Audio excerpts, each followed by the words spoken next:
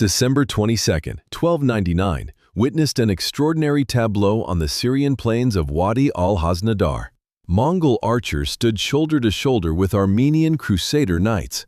Georgian cavalry lined up alongside Turkish warriors.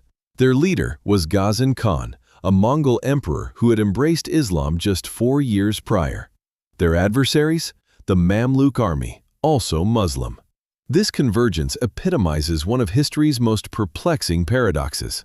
The very Mongol force that had previously laid waste to Baghdad and massacred countless Muslims now emerged as the last hope for the Crusades. Was this truly a salvation, or the final hallucination of a long-extinguished dream? Please share your location and current time in the comments. I'm curious to gauge the global reach of our history enthusiasts. To grasp the profound significance of this engagement, we must go back 39 years to another conflict that irrevocably altered the power dynamics of the Middle East. On September 3, 1260, in Palestine's valley of Ain Jalut, imagine yourself as a Mongol warrior under General Kitbuka. For 2 decades, your empire had been on a relentless march, conquering everything from China to Poland.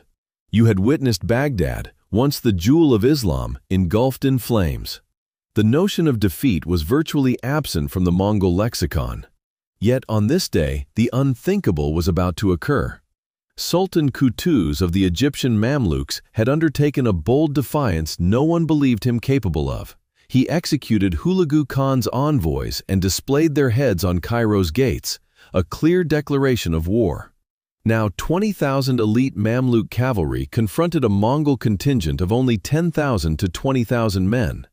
The reason for their reduced numbers was that Hulagu Khan had been compelled to recall the bulk of his army to Mongolia following the death of Great Khan Monk. Imperial politics had taken precedence over territorial expansion. Kitbuka, a gifted Nayman general and Nestorian Christian, was left to defend the captured territories. The ensuing battle was fierce. Mamluk General Babers brilliantly employed the deceptive tactic the Mongols themselves had perfected to overcome numerous adversaries, a feigned retreat designed to ensnare the foe. This strategy, ironically, turned against its originators. As the tide turned in favor of the Mamluks, Sultan Qutuz reportedly cast off his helmet, cried out, "Wa Islama, O my Islam," and plunged into the fray, galvanizing Mamluk morale. Kitbuka fought valiantly until his last breath. Upon his capture, he declared to Qutuz, "Should I perish by your hand, I attribute it to God's will, not your own." Do not for a moment be deluded by this triumph. When word of my demise reaches Hulagu Khan, his ocean of wrath will surge, and from Azerbaijan to the very gates of Egypt, the land will tremble beneath Mongol hooves. However, this prophecy never materialized. Kitbuka was executed, the Mongol army decimated, and for the first time in history, the Mongol Empire suffered a decisive defeat in open battle.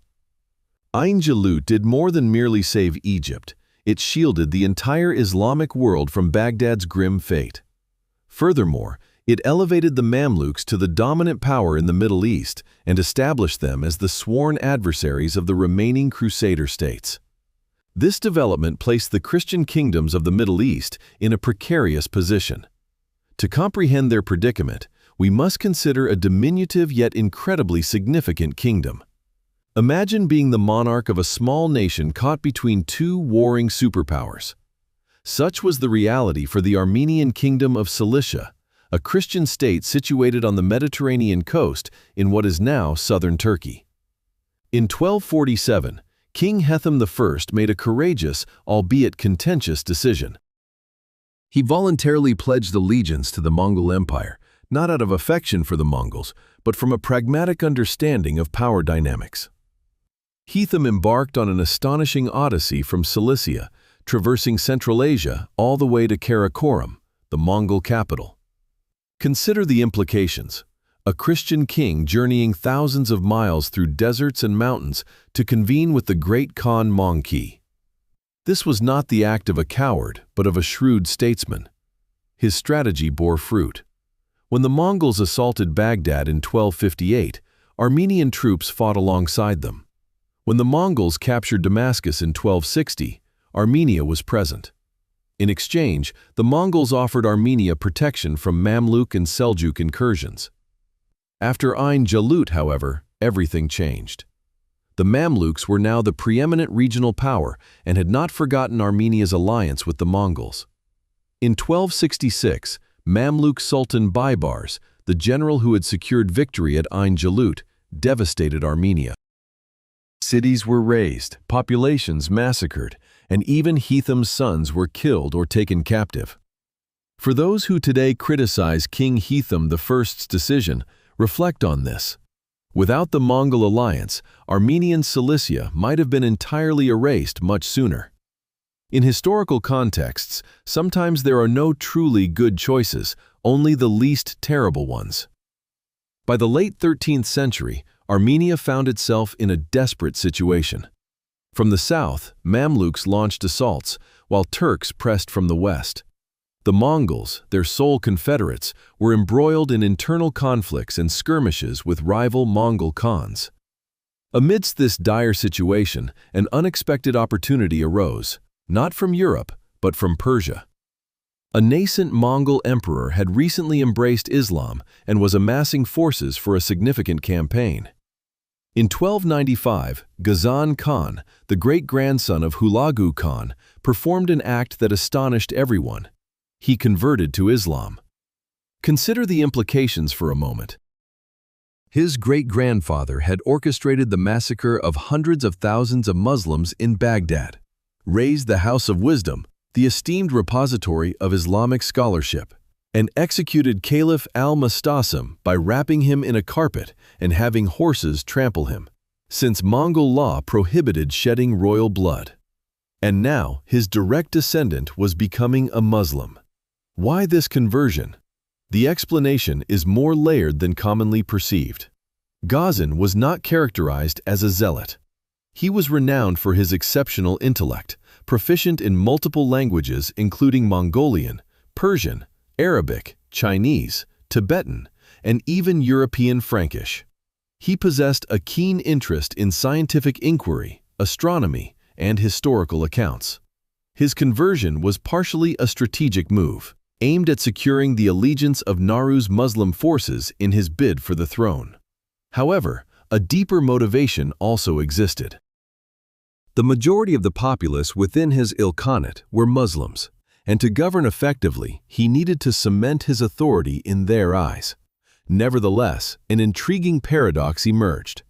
Ghazan's adoption of Islam did not deter him from continuing hostilities against the Mamluks, who were also Muslims. This was because, for Ghazan, the conflict transcended religious lines. It was a struggle for power. The Mamluks had vanquished his great-grandfather at Ain Jalut, an affront that deeply humiliated the Mongol Empire and was deemed intolerable. Furthermore, Ghazan presented a shrewd theological justification. In correspondence with the Mamluks, he asserted his divine appointment to cleanse Islam of corruption. He denounced the Mamluk sultans as tyrannical, claiming God had dispatched him, a Mongol, to reinstate justice. This compelling narrative might have succeeded, save for one crucial hindrance. Ghazan required allies, and the only factions prepared to join his cause were the very Christians his forebears had once safeguarded. Consequently, in the summer of 1299, when Armenia's Hetham II, grandson of Hetham the Fearless, dispatched an urgent plea to Ghazan, the Muslim Mongol emperor responded.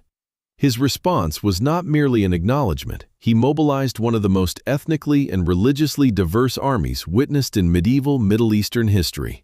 Imagine yourself as a Syrian villager in the autumn of 1299, observing this colossal army advance through your settlement.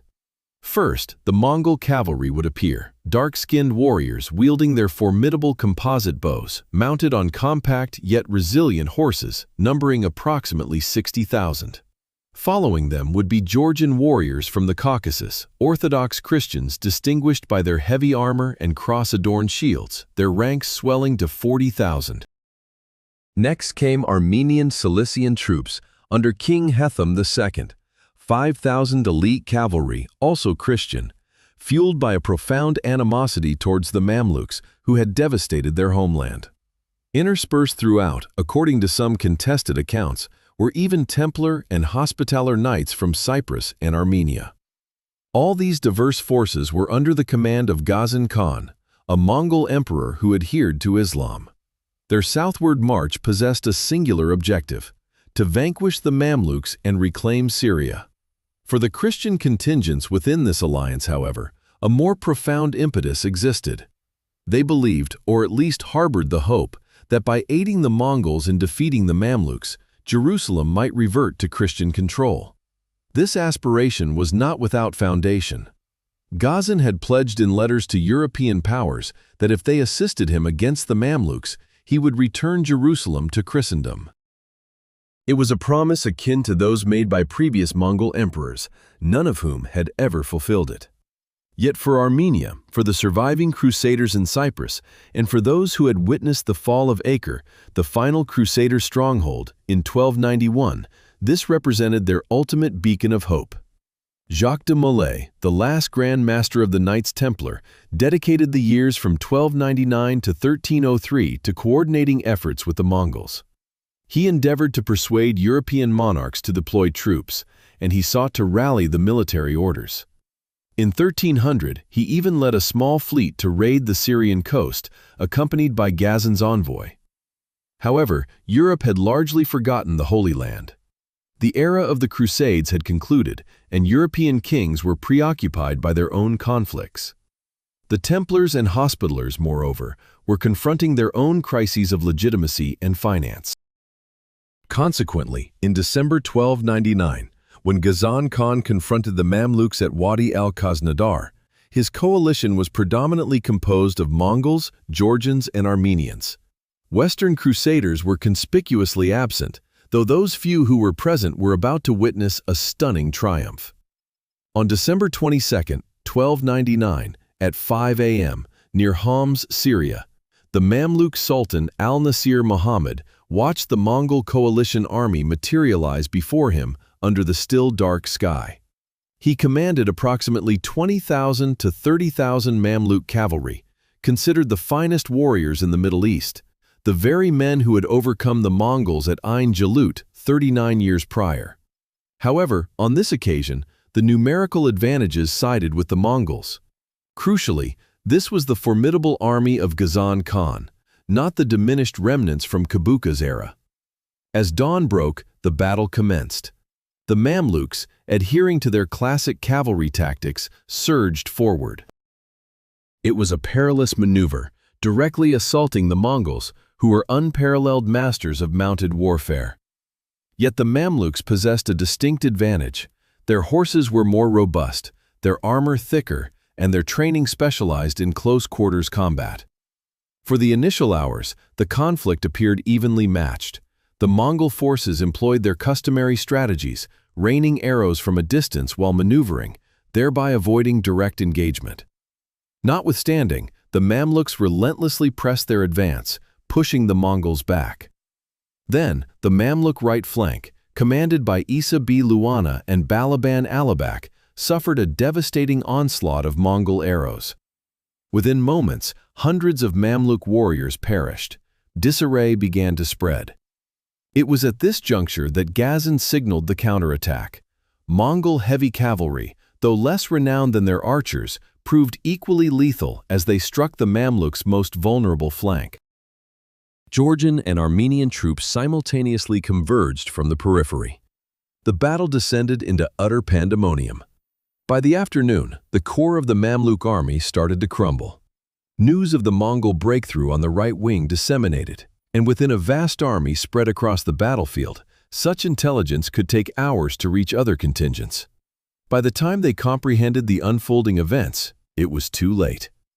Sultan al-Nasir Muhammad issued the order to retreat, a prudent decision as staying would have guaranteed complete annihilation. Nevertheless, the retreat rapidly devolved into a chaotic rout. And then, something extraordinary transpired, illuminating the intricate political landscape of the region.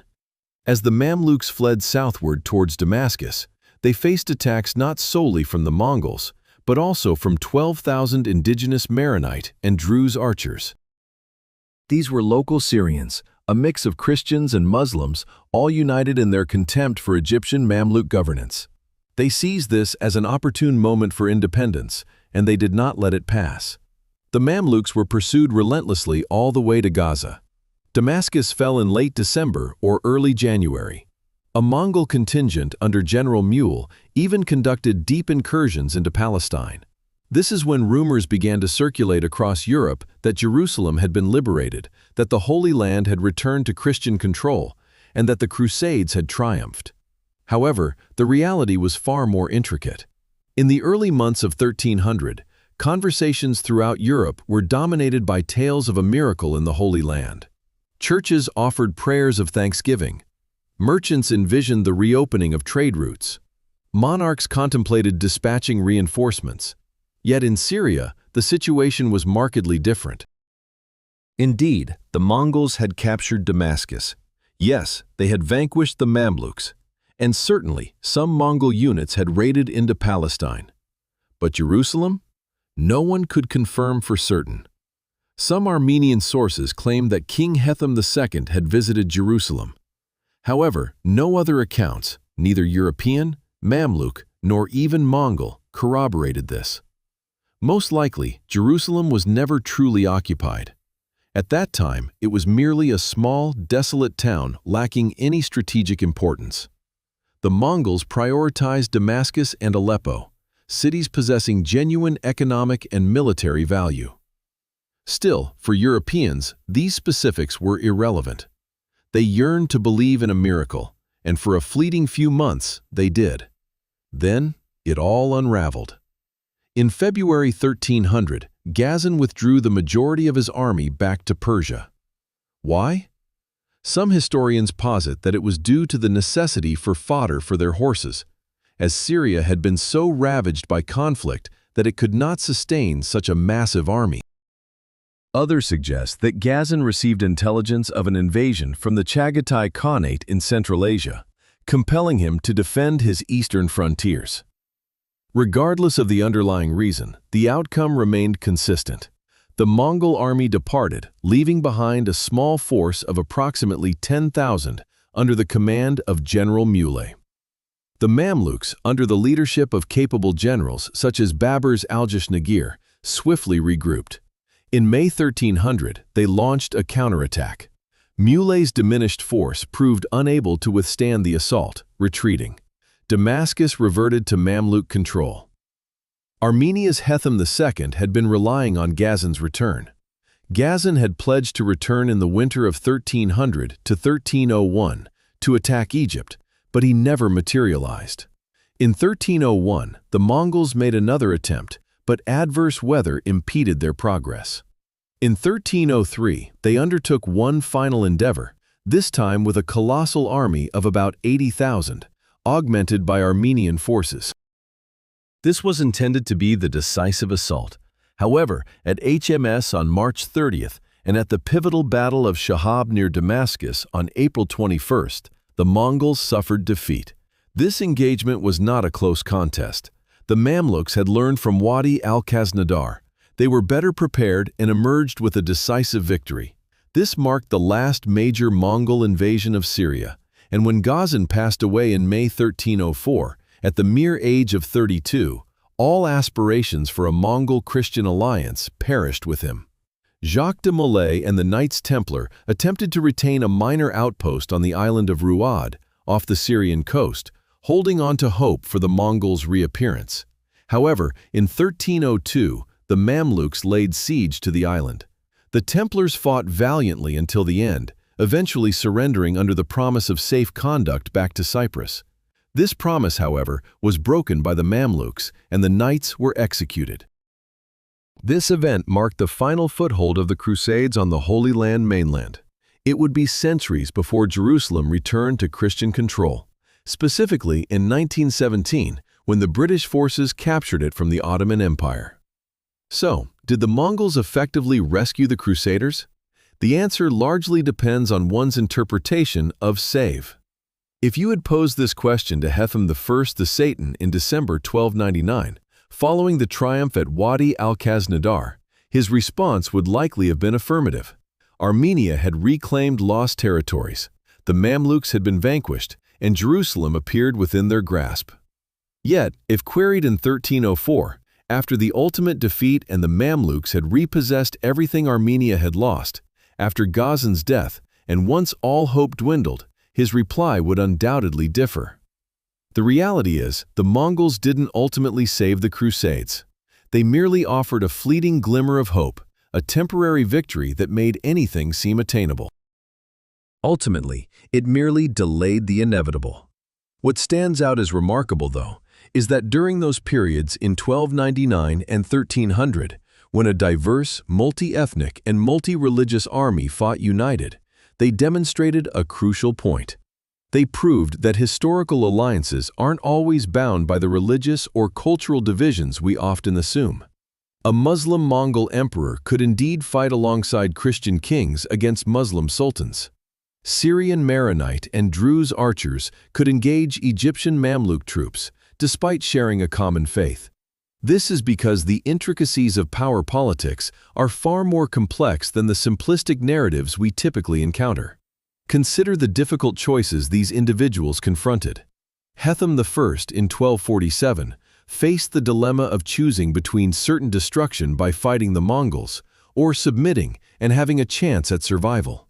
He chose survival, a decision some label as betrayal, while others view it as pragmatism. Nevertheless, it enabled Armenian Cilicia to persist for another century.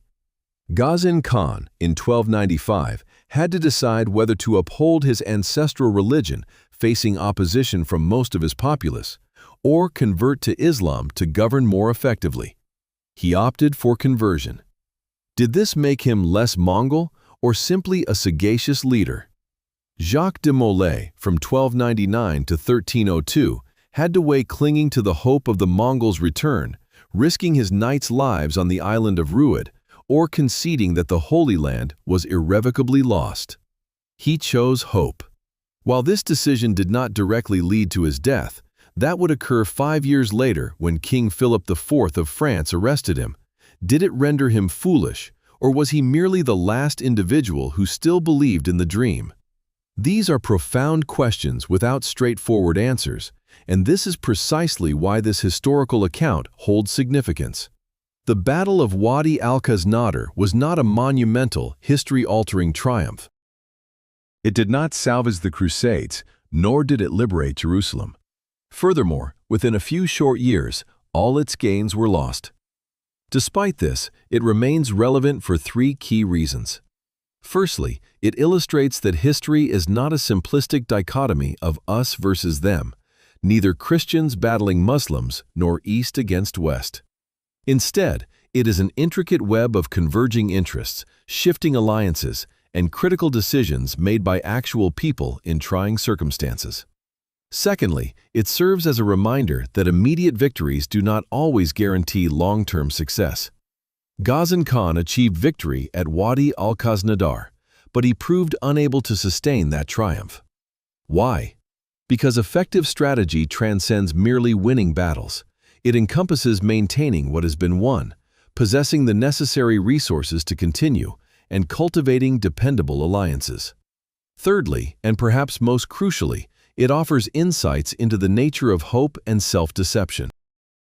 The Crusaders in Cyprus, the Templar Knights, and the Armenians all desperately wished to believe the Mongols would come to their aid. For a brief period, it seemed plausible. However, hope that relies exclusively on someone else's strength is inherently fragile and can vanish without warning. Ultimately, the Crusades did not fail due to a paucity of military victories. They failed because Europe lost the will to support them, because the local kingdoms were too small and too weak to stand independently, and because they placed their faith in a Mongol empire plagued by internal disarray and incapable of committing the necessary resources. This is not a narrative about treachery, cowardice, or mere military incompetence. It is a story about the fundamental mathematics of power. Sometimes, the odds simply aren't in your favor, regardless of how courageously you fight. So, reflecting on this account from 725 years ago, what lessons can be gleaned? 1.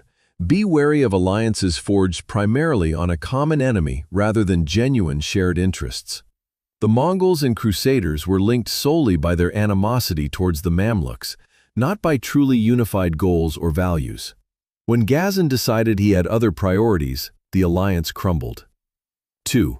In desperate situations, people frequently make imperfect choices, for which they are often judged harshly by history.